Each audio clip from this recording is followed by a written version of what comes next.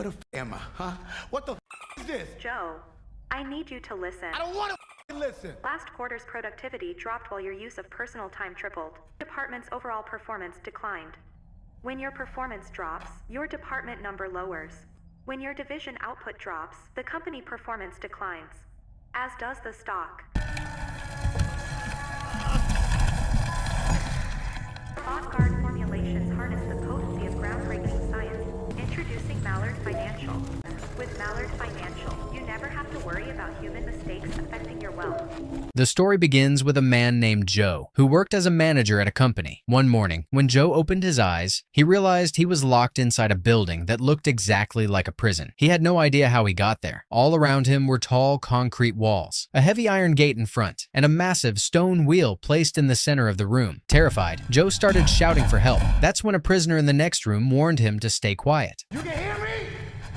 Huh? Chill, man. Yes, I can hear you. Joe walked closer to the metal bars separating them and asked the man what was going on. The man explained that Joe had been given a drug, which would cause extreme sadness and confusion for several days. He introduced himself as Nick and advised Joe to rest because the next day would be extremely difficult. Joe couldn't understand how he would ever escape this place. Soon after, a guard slid a small amount of food and a bottle of water through a hole in the door. Joe rushed toward it and desperately begged the guard to let him go, explaining that his wife was pregnant and needed him. The guard ignored his pleas and shut the opening, injuring Joe's hand in the process. I got a wife. She's pregnant. Pregnant wife, man. I'm not supposed to be in here, man. Please get me up out of here. Back away. Joe wrapped his wounded hand with his tie and quietly ate the food. That evening, a strange light appeared on the wall, followed by a computerized voice welcoming him to an advanced career training program. Completely confused, Joe asked Nick what that meant. Nick revealed that this prison-like facility was actually created by their own company. Employees who failed to perform well at work were sent there. Joe was shocked. The next morning, Joe received food again, but this time he noticed something horrifying: an old human skeleton buried beneath the floor. Panicking, he asked Nick if someone had died there. Nick told him that many people had died while working in this place. Joe couldn't believe the company was capable of something so cruel. Nick explained that before joining the company, they had all signed contracts agreeing to this program. No one had bothered to read the fine print, and now they were paying the price. Look, all of that onboarding paperwork they had you sign, right? Those non-disclosures, the fine print, the shit like that. You read any of that? Yeah, of course you didn't. Nobody does. The computerized voice then announced the rules. Joe was required to turn the heavy stone wheel from 6 a.m. to 10 p.m. Every full rotation earned 1 point, and he had to complete at least 50 points each day. Failure would result in punishment. The prisoner with the fewest rotations would be executed, even if they had completed their 50 points. Your last quarter's productivity dropped while your use of personal time tripled. During this period, your department's overall performance declined. The workday begins at 6 a.m. and ends at 10 p.m.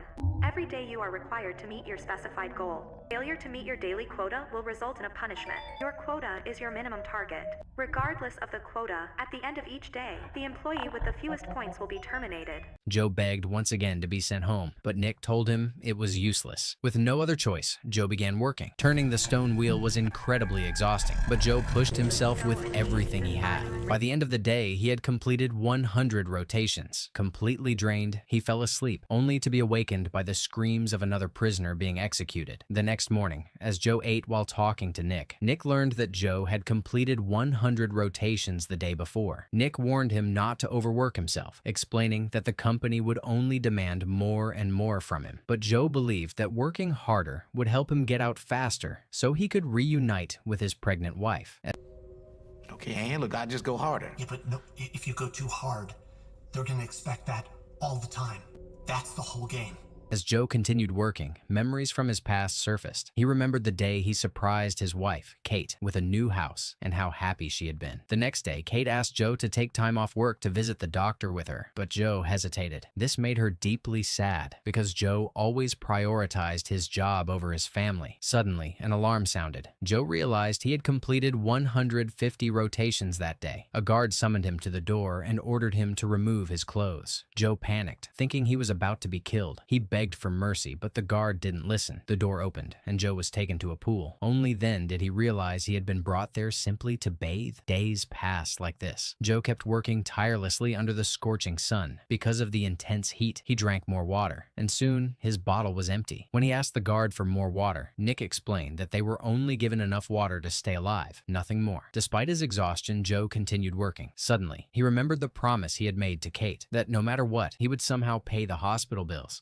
By the end of the day, his body finally gave out and he collapsed. That's when the AI announced that he had completed 370 rotations. While resting, Joe noticed a name carved beneath the handle of the stone wheel, Alex. When he asked Nick about it, Nick revealed that Alex was the only person who had ever managed to escape this place alive. Shortly after, the company rewarded Joe with a pen. The gift was completely useless to him, and Joe burst out in anger, screaming in frustration. The next day, Joe discovered that his daily requirement had changed. Instead of 50 rotations, he was now expected to complete 370 rotations every single day. Joe protested, saying his hands were already badly injured and he couldn't possibly manage that much work. The computerized voice responded coldly, stating that humans are capable of far more than they believe. Joe began turning the wheel again, but this time he noticed something strange. After completing one full rotation, he didn't receive any points. The AI explained that he had been punished. From now on, he would earn 1 point for every 2 rotations, meaning he would still have to complete 370 rotations to survive. With no alternative, Joe forced himself to continue, but eventually his body completely failed him and he collapsed once more. The voice announced that he had failed to meet the day's requirement. Then, an image of Kate appeared on the wall. The AI warned him that if he failed again, Kate would be brought into the facility as well. Terrified, Joe begged and promised that he would complete the target the next day. Clearly, we haven't given you the proper motivation. Perhaps you need a new coworker. Data collected from your Mallard home indicates her lack of employment. Perhaps we could solve all your problems by offering her a job.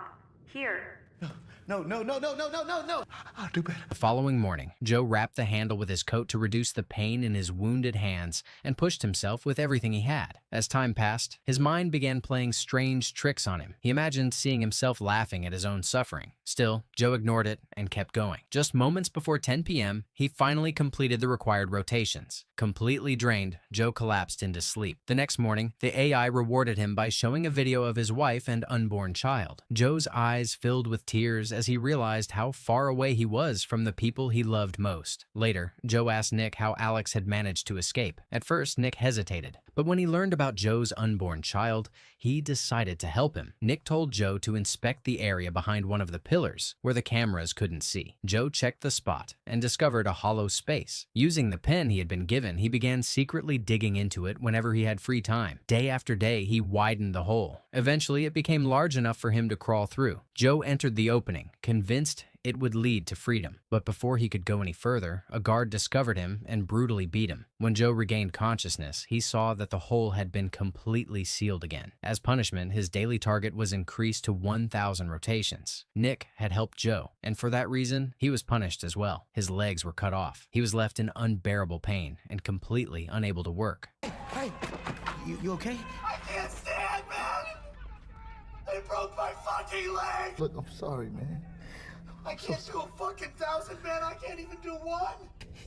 You have to do this, man. You had no choice. I can't, man. It's fucking over. Watching this broke Joe emotionally, and he desperately searched for another solution. Nick told him there was no point. The AI couldn't understand human reasoning. It was then revealed that Nick himself had once worked in the company's IT department and had helped design this entire prison system. That gave Joe an idea. He suggested that if no prisoner completed even a single rotation, then everyone's score would be equal, and the AI wouldn't be able to punish anyone. Joe convinced all the prisoners to stop working. When the day began, not a single wheel was turned. But when the day ended, the AI made a chilling announcement. Anyone with 0 points would be executed. Terrified, the prisoners immediately began working again. Joe's plan had failed. No, it's not about me.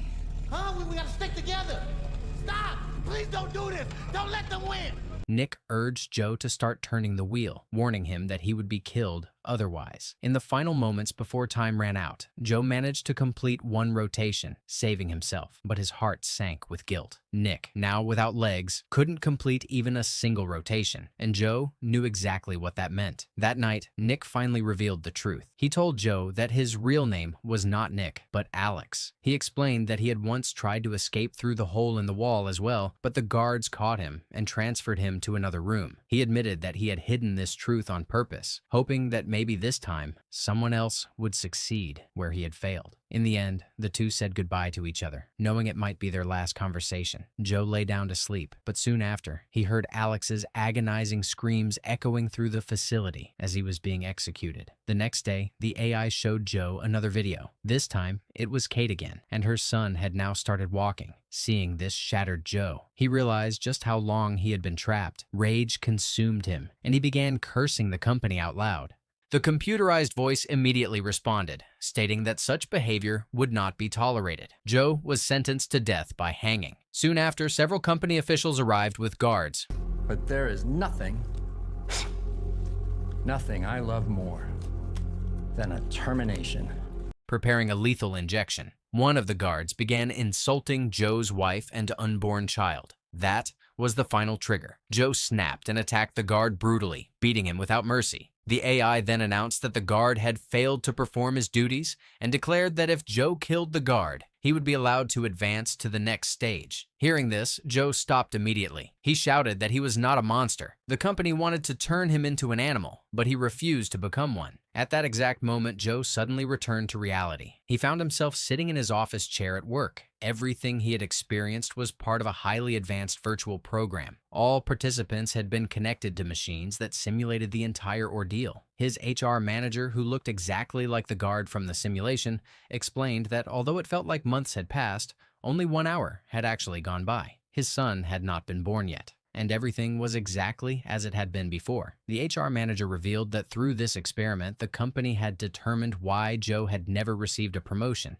It wasn't because he lacked ability, it was because he had never been properly challenged. Once placed under extreme pressure, Joe successfully completed every task given to him. As a result, the company decided to promote him. The HR manager showed Joe his new private office and encouraged him to perform even better in the future. He then asked Joe to sign an agreement stating that he would never reveal anything about the experiment to anyone. After the HR manager left, Joe called Kate. The moment he heard her voice, his eyes filled with tears. He told her how deeply he loved her and their unborn child. I'll be home late tonight. I'm working a little late, okay? I'm gonna burn this motherfucker down. If you enjoyed the video, don't forget to like it, subscribe to the channel, and hype it to help channel out. See you in next video.